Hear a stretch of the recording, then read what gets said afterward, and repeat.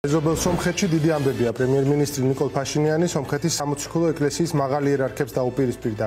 მათ ბრალი როგორც საეკლესიო, ისე საერო კანონების დარღვევაში დასდო. განცხადებათა და საჯარო მხილებათა რამდენიმე კვირიან სესიას საბოლოოდ სომხეთის უსაფრთხოების სამსახურების კონკრეტული ნაბიჯები მოჰყვა. სომხების სუსი ამბობს, რომ სახელმწიფო გადატრიალების მცდელობა აღკვეთა, რომელსაც არც მეტი და არც ნაკლები სომეხი ეპისკოპოსები, რუსეთში მცხოვრები სომხური წარმოშობის ოლიგარქები და ყოფილი პოლიტიკური ელიტა, ეგრეთ წოდებული ყარაბაღის კლანი გეგმავდა. დღესდილიდან ხმაური იყო ეჩმიაწინში, სომხეთის ეკლესიის ადმინისტრაციულ ტერიტორიაზე და უშუალოდ მთავარი კათედრალის გარშემო. შირაკის ეპისკოპოსი მიქაელი აჯაპაჰიანი საეპისკოპოსო რეზიდენციაში სამართალდამცავებს არ დახვედრია თავი ეჩმიაწინს კათალიკოსის კათედრას შეაფარა. სწორედ მის დასაკავებლად მივიდნენ იქ სომხური სახელმწიფოს წარმომადგენლები. სომხეთი ურთულეს პროცესს გადის. ბუნებრივია საერო ხელისუფლების ასეთ დაპირისპირება ინსტიტუტთან, რომელიც სომეხთა იდენტობის უმთავრესი შეიძლება ვთქვათ განმსაზღვრელი ნაწილია, სულაც არა მარტივი, თუმცა ფაშინიანმა ბევრჯერ მოახერხა რაღაც სასწაულებრივად გაიმარჯვა ოპონენტებზე. ხავერდოვანი რევოლუციის დროს დაამარცხა პოლიტიკური ჯგუფი, ყარაბაღული კლანის სახელით რომ არის ცნობილი. ხალხი, ვინც გვიანი 90-იანებიდან მართავდა სომხეთს. ჩაება სისხლისმღვრელ ომში აზერბაიჯანთან, ამ ომში ის დამარცხდა. ეს დამარცხება აღიარა, უარი თქვა ყარაბაღზე, ჩაატარა არჩევნები, მოიგო ეს არჩევნები, დისტანცირდა რუსეთის უსაფრთხოების სისტემისგან და ცდილობს ურთიერთობები დაალაგოს აზერბაიჯანთან და თურქეთთან. ამასთან სომხეთი ევროკავშირისკენ გაახედა. ეს ყველაფერი ერთად უბრალოდ წარმოუდგენელ ამოცანებად გამოიყურებოდა ჯერ კიდევ 5 წლის წინ, მაგრამ ფაქტია, რომ ფაშინიანს ზურგს სომეხი ხალხის მანდატი უმაგრებს. ომში დამარცხების შემდეგ მან იმ ხალხს მოუგო არჩევნები, ვისაც გამარჯვებული ომი ჰქონდა ანგარიშზე და სწორედ ამაზე აპელირებდნენ ამდენი ხანი. ბოლო 30 წლის განმავლობაში სომხეთმა დიდი გზა გაიარა, თუკი ჩვენთვის, ქართველებისთვის დამოუკიდებლობის გარეჟრაჟი და პირველი უმძიმესი ეროვნული გამოცდილებაა, რომელიც ომში მარცხითა და ტერიტორიების დაკარგვით 100,000-ობით დევნილის გაჩენითაა დაღდასმული, სომხებს თითქოს ზურგის ქარი ეხმარებოდათ და 90-იანი წლები მართალია ღრმა ეკონომიკური გაჭირვებით დაამახსოვრდათ, მაგრამ ყარაბაღის ომში გამარჯვებამ აზერბაიჯანის მარცხმა მათ თითქოს საკუთარ ისტორიაზე რევანშის საშუალება მისცა. რევანში ყველა მტერზე, ვინც ოდესმე ჰყოლიათ. თითქოს სომხებისთვის სამართალმა საბოლოოდ ჭამა მაშინ პური. თითქოს ეს გამარჯვება პასუხი იყო იმაზე, რაც მე-20 საუკუნის დასაწყისში სომხებს დაემართათ. ტერიტორიები, სადაც საუკუნეთა განმავლობაში ცხოვრობდნენ, სადაც მათი კულტურა იქმნებოდა, სადაც მათ ქალაქები და სოფლები ჰქონდათ, მათგან მთლიანად დაიცალა და იმ დიდი სომხეთის მოსაგონდად მიწის ის პატარა ნაგლეჯი გადარჩა სომხეთის საბჭოთა სოციალისტური რესპუბლიკა რომ ერქვა. ჩვენ და სომხები ძალიან გავართ ერთმანეთს. ბევრი რამ გვაერთიანებს, ბევრი რამ გვაქვს მსგავსი, მაგრამ გვაქვს დიდი სხვაობაც. მერამ მამარდაშვილი ქართველების ერთთვისებას გამოყოფდა. ჩვენს უნარს ვიყოთ უმიზეზოდ ბედნიერები, სიხარულით, რომელიც მსუბუქი და ჭეშმარიტად არაკანონიერია, რადგან ხშირად არ არსებობს არავითარი მიზეზი სასიხარულოდ. ჩვენ კი მაინც ვილხენთ ისე უმიზეზოდ. ეს კი რეალური ვითარებით გაუმართლებელი სიხარულია. მიუხედავად დიდი მსგავსებისა, ჩემი აზრით, ჩვენ და სომხებს სწორედ ეს განგვასხვავებს. მათ ამგვარი თანდაყოლილი სიხარული არ ახასიათებთ. პირიქით, საკუთარი წარსულის გააზრება ძირითადად მსხვერპლზე აპელირებით ხდება და ამით მთელი საზოგადოებრივი დისკურსია მოცული. მუდმივი საუბარი იმაზე, რა გქონდა, რა აღარ გაქვს. ცქერა იმის, რაც შენი გონია და შენი აღარაა. სომხეთში ხომ ყველაფერს არარატი ქვია ლამის, ესაა მათი მთავარი სიმბოლო. ერევნის ყველაზე ძვირფასი სახლები სწორედ ისინი არარატის თას რომ უყურებს. არარატი კი მათი არაა. თითქოს არარატის თის დრამა მუდმივად ახსენებს სომხებს საკუთარ მძიმე ისტორიას.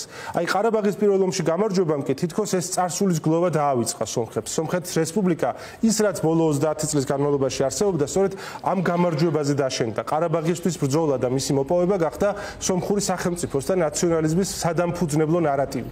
ამაზე დაშენდა ყველაფერი, რაც ბოლო 30 წლის განმავლობაში სომხეთმა გააკეთა. სინამდვილეში კი ეს გამარჯვება სომხეთის წყევლად იქცა. ამ გამარჯვებამ ისინი საკუთარი ისტორიის ტყვეობაში ჩააგდო. ინფანტილური წარმოდგენა შეუქმნა საკუთარ თავზე, იმაზე რისი გაკეთება შეეძლოთ და რისი არა. ომამდე ცოტა ხნით ადრე მიუნხენის უსაფრთხოების კონფერენციაზე ერთი პანელი აზერბაიჯანს და სომხეთს ეძღვნებოდა. ილჰამ ალიევი და ნიკოლ ფაშინიანი ერთად ისხდნენ სცენაზე, საუბრობდნენ, კამათობდნენ ერთმანეთის და დარბაზის კითხვებს პასუხობდნენ. აქ ყველაზე კარგად გამოჩნდა სომხური მხარის დროის მიმართ, ეპოქის და დღის წესრიგის მიმართ არაადეკვატურობა. ბევრის მიერ და შეიძლება სამართლიანადაც ავტორიტარად შერაცხული ილჰამ ალიევი საერთაშორისო სამართლის შესახებ ლაპარაკობდა, გამართული ლოგიკით და გამართული ინგლისურით. აი ფაშინიანი კი ქრისტეშობამდე რო სომხური სახელმწიფო არსებობდა, იმაზე ლაპარაკობდა, იმ სომხეთის ამბებს ისე აცოცხლებდა დღევანდელ ეპოქაში თითქოს დრო არ იყო გასული, არაფერი შეცვლილი იყოს.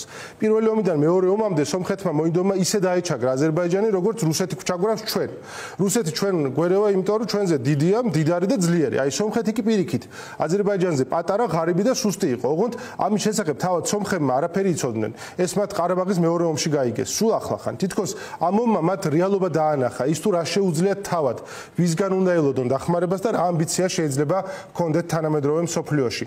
მას შემდეგ რაც რუსებმა კავკასიონის მთავარ ქედს გადმოაბიჯეს და აქეთ დაიწყეს დამკვიდრება, მათ სომხებზე უფრო ახლო პარტნიორები არ ჰყოლიათ. სომხები მათ როგორც დიდ ქრისტიან ძმებს ისე უყურებდნენ. სომხებს უზარმაზარი გავლენა ჰქონდათ როგორც სპარსეთის ისე ოსმალეთის იმპერიულ კარზე, ბევრად დიდი ვიდრე ვინმე დაპყრობილს ღირსებია, მაგრამ იმპერიებთან ეს ინტეგრაცია მათ საკუთარი თვითმმართველი ერთეულის, რამე ისეთის სომხური რომ ერქვა დაკარგვად დაუჯდათ. მხოლოდ ეკლესია შერჩათ. ეკლესია როგორც სამშობლო. რუსებმა ორჯერ მოატყუეს, ორჯერ გადააგდეს სომხები. პირველად საუკუნის დასაწყისში, როცა მათი წახალისებით ოსმალეთის სომხობა აჯანყებისთვის ემზადებოდა და რუსები დასახმარებლად არ მისვლან. ამას მოყვა სწორედ ის, რასაც გენოციდს უწოდებენ და მეორედ ახლა 90-იანი წლებიდან სომხეთს არსად არ გაუხედავს. ყოველთვის რჩებოდა რუსეთის სტაბილურ პოლიტიკურ, სამხედრო და ეკონომიკურ მოკავშირედ, რადგან სწორედ რუსეთის იმედი ჰქონდათ ყარაბაღის დაცვაში. თუ რა მოხდა, ყველა ვნახეთ, რუსეთმა თავისი პარტნიორები, მეგობრები კიდევ ერთხელ მიატოვა, კიდევ ერთხელ უღალატა და ამაში სომეხმა ხალხმა მორიგ ჯერზე დიდი ფასი გადაიხადა. ახლა სომხეთი ახალ რესპუბლიკას აფუძნებს, ახალ სომხეთს. ის თითქოს ტყვეობისგან გათავისუფლდა, საკუთარივე წარმოდგენების ტყვეობისგან. სწორედ ამას მიუთითებს ნიკოლ ფაშინიანის დღემდე თანამდებობაზე ყოფნა. რუსები მას გამალებით ებრძვიან. შემადგენლობა ჩვენთვის კარგად ნაცნობია, ოლიგარქები, კლერიკალები და ძველი ელიტები, მაგრამ ვერ ერევიან, ყოველ შემთხვევაში ჯერჯერობით.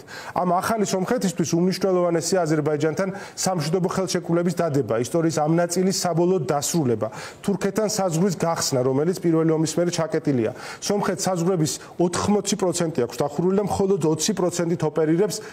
ამდენი ხანია ამის დასრულება სომხურ ეკონომიკას ახალ სუნთქვას გაუხსნის. ფაშინიანს კი კაპიტალიზების საშუალებას მისცემს. სომხეთი ვეღარ ენდობა რუსეთს, როგორც მისი უსაფრთხოების გარანტორს. მისგან ახლა მხოლოდ საფრთხეს თუ დაინახავს. დავიწყეთ ეჩმიածინში მიმდინარე დრამით, დაკავებული ეპისკოპოსით და ცელიბატის დარღვევაში ბრალდებული კათალიკოსით.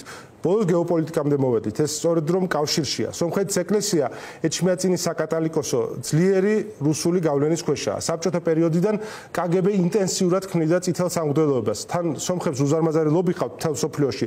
შესაბამისად ეჩმიაცინის საკათალიკოსოს და აქაური სამღვდელოების გავლით კომუნისტებს ისეთ ქვეყნებში შეეძლოთ აგენტურის ინფილტრაცია, სხვა გზით რომ ძალიან გაუჭირდებოდათ. ისტორიული გარემოებების გამო სომხეთის ეკლესია არ ამთად ისეთი მონოლითური, როგორც თქვათ საქართველოსი ან რუსეთის. სომხებს 4 საეკლესიო საყდარი აქვთ. პირველი და უმთავრესი სომხეთის სამოციქულო ეკლესია ეჩმიაცინის მონასტერში რომაა დაფუძნებული. ამ საყდარზე ყოველთა სომეხთა პატრიარქ კათალიკოსი ზის, ეს სტატუსი ახლა გარეგინ მეორეს აქვს საბჭოთა პერიოდის კლერიკალს, რომელსაც ფაშინიანი დაუქორწინებლობის აღქმის დარღვევაში სდებს ბრალს. საპასუხოდ კი გარეგინის ფრთა მას თურქობას აბრალებს და ამტკიცებენ, რომ წინა დაცვეთილია. სომხეთის ეკლესიის მეორე საყდარი ლიბანშია, კილიკიის დიდი სახლის საკათალიკოსო ქვია, ოღონდ კილიკია სხვაგანაა. ეს დღევანდელი თურქეთის ტერიტორია, ხმელთაშუა ზღვისპირი, სადაც სომხებს რამდენიმე საუკუნე საკუთარი სახელმწიფოც კი ჰქონდათ. სწორედ იქ შეიქმნა ეს საკათალიკოსო, ახლა ლიბანში არიან გადასულები. კიდევ ერთი კათალიკოსი სომხებს იერუსალიმში უზით, იქ სომხურ ეკლესიას დიდძალი ისტორიული ქონება აქვს, რომელიც ჩვენგან განსხვავებით შეინარჩუნეს. შესაბამისად ეს ეკლესია გამორჩეულად დიდარიც კი არის. მეოთხე კათალიკოსი კი სტამბოლში ზის, ეს ოსმალების მოთხოვნა იყო. ეს დიდი სტრუქტურაა და ფაშინიანი მის მხოლოდ ნაწილს უპირისპირდება. გარეგინ მეორე სულაც არაა მთელი სომხობის ან მათ სარწმუნოების გამაერთიანებელი ფიგურა.